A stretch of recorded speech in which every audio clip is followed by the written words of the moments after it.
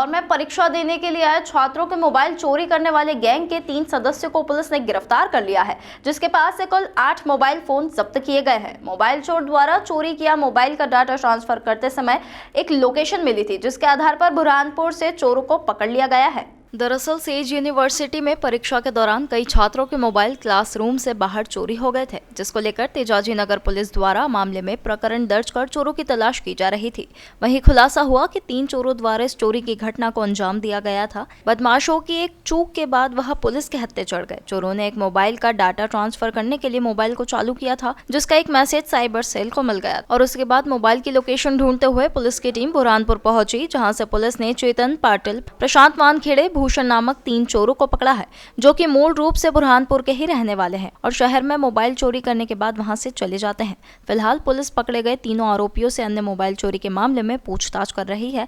तो वहीं बदमाशों के पास से 8 मोबाइल फोन जब्त किए गए हैं, वहीं जिनकी कीमत 1 लाख रुपए के करीब बताई जा रही है।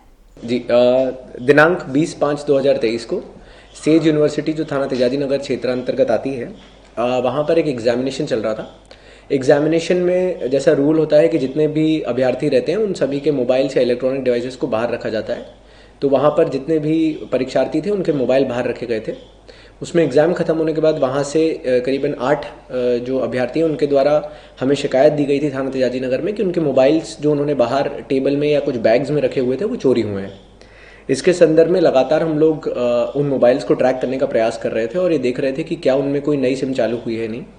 कुछ दिनों पहले हमें टेक्निकल डेटा की मदद से ये पता चला कि बुरहानपुर में जो संग्रामपुर विलेज है उसके आसपास की एक सिम उसमें चालू हुई है।